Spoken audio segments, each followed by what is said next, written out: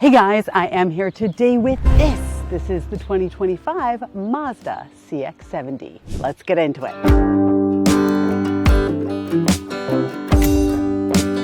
Okay, so a few months ago, I went to the premiere of this vehicle. It was the unveiling. You can see my video here. But at that time, they didn't let us drive it. We just got to sit inside. But now I get to drive it, not just one version, but I get to drive both powertrains. So today I'm driving the Inline 6. Tomorrow I'm going to drive the plug-in hybrid, and I'm going to show you both. Okay, after 2 days of driving these cars, I've come to a conclusion.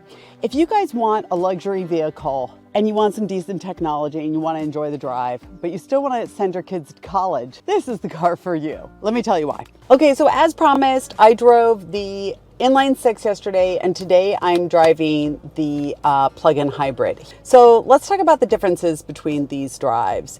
I found that the Inline 6 was very, very smooth, had plenty of power, all the power that I needed. I did find that when I was cranking the AC and I had the automatic start-stop thing on, it was a little bit clunky, especially in lower gears, right? And when I was driving slower. But again, what are the chances you're going to be in that environment? The plug-in hybrid has obviously a lot more pep, right? Because we've got the electric motor. But you've got to weigh those options, right? Because the plug-in hybrid does not qualify for the federal tax incentives. So you're going to be paying more for that. On the plus side with the plug-in hybrid, it does weigh a little bit more, so it feels heavier, which is a feeling that I really like. But again, that's personal preference, and that's up to you. One thing that I really like about this vehicle, as I said before to you, is that you can just get in this thing and go. You know, you don't have to spend 20 minutes getting to know it or trying to figure out how X works, or even pairing your phone's really simple. Like, everything is incredibly simple in this car. And in an age where we're all really interested in all this new technology, I think it's really cool how Mazda has put the technology actually in the drive and in the safety features, rather than making it driver facing so you can just focus on the road. Because we both know if your kids are screaming in the back seat and maybe your dog's barking, or you're trying to figure out where you're going and all that's happening at once, the last thing you want to be doing is figuring out how the car works. Okay guys, so for your front passengers, we've got a lot of room here. Like, I have a lot of leg room. So for you tall people, you're gonna be fine. Don't freak out. Obviously, we've got a sunroof. There is a visor here with a makeup mirror and a light, fine. We've got, this one has heated and cooled seats, which is very nice. I've also got power adjustments in the passenger seat, which is fantastic. I don't have that in the back seat, but like, who cares, right? Do you really need that, please? In addition to the wireless charging pad, the inside this armrest in here, I've got 2 USB-C plugs, which is great. It's not a very big box here, so let's talk about where to put your stuff, right? So you've got 2 traditional cup holders here. I think we'll fit a Stanley cup, so don't panic. And then in the doors on both sides and in the rear, you've got big cup holders as well as slots to put stuff. Glove box, whatever, traditional, nothing extraordinary, but it is quite big. But as I pointed out to you guys, in the back, we've got that sub trunk. So if you're worried about like storing stuff, and even like a place to put stuff that you don't necessarily want visible when you've locked your cars, that sub trunk is really nice. Like a nice place to put your laptop if you're going to the airport.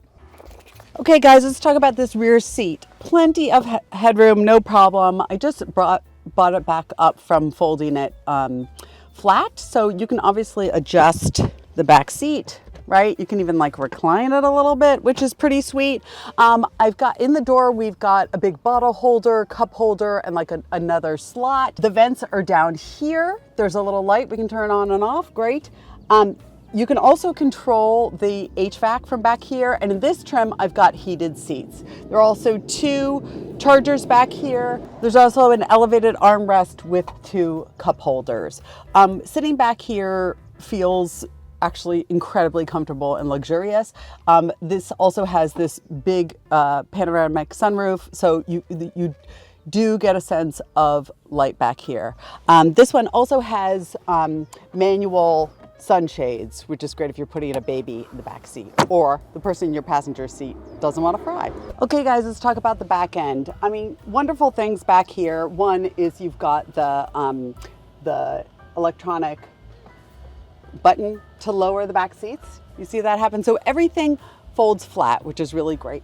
Also, P.S., look how big this back end is, right? So that's the difference between the CX-90 and the CX-70. Is the CX-70 is for the people that don't need a third row. In the fact that you don't have to put in a third row, you get this enormous trunk. So what does that mean? That means all of your golf clubs are going back here. You can do a huge Costco run. Maybe if you're a horseback rider, you have kids that play hockey, you're not going to have an issue with getting all the gear back here. Also, in the trunk, and I showed this in my other video, but I'm going to show it to you again because I love it so much. Here in the trunk, so this is the plug-in hybrid. So we've got a charging adapter here. Also, you've got your tire changing kit, but under here there is actually a spare, so that's great. But also we have this thing called the sub trunk. So you'll see all the different compartments here. So basically what that means is you've got a place to store stuff that's hidden, right? So if somebody's looking in your car, they won't necessarily see that laptop when you're parked at the airport, or if you're parked somewhere a little dodgy. Maybe you just want to keep that stuff hidden, or if you just want like snacks, or I don't know what you might need on the road, bottle of water. This is a place to keep that stuff that you don't necessarily want junking up your car. I think it's wonderful. And obviously we've got a power lift gate. Okay, pros and cons with this drive. I'm going to start with the cons. So a few things I noticed. One, unlike the maybe the Hyundai Santa Fe or the Toyota RAV4, if you're looking at those, when you put on your turn indicator, there is no turn indicator camera, so that's a little bit of a bummer. But Mazda does have this sort of surround vehicle sensor thing on the display that's really, really helpful and actually much more intuitive. So you'll probably enjoy that. Two, the drive modes, talked about those before. They're not that spectacular, but that's okay. Let's talk about the pros. I loved how easy this car was to drive. I just love the fact that like you could loan it to your friend or put your grandma in it and she could drive it without stressing out, because it's just very intuitive, and there's all the technology you want if you need it. But if you don't want to deal with all that, you don't have to. Kind of refreshing. If you're going to test drive the new Mazda CX-70, I want to give you some hot tips. So first of all, go to your dealership, drive both if you're considering both. Awesome. Two, take it where you normally drive it. So if you drive your kids to school every day and that's your like stressful moment, put the kids in the back, go to the school. If the guy gives you a hard time, just say, do you want to sell a car today, right? They want you to drive on the roads they select, right? Because they know this car's strengths and weaknesses and they want it to show up as best as it can. Go and do your normal errands. And that applies for any kind of test drive. So please, moms, grab your kids, grab the dog if you have to, and all your strollers, and take that to the test drive. I learned that from my friend Stacy, who went to the dealership with all of her stuff, and then decided that way the car she was going to buy. And for those of you who already do it, bravo. So there you have it, the 2025 Mazda CX-70, a great SUV if you're looking for lots of comfort, a little bit of luxury, and just enough technology to keep you safe and satisfied. But you also would like to save money and send your kids to college. I'm Motorhead Mama. Thank you so much for watching. Please subscribe. I really appreciate it. See you next time.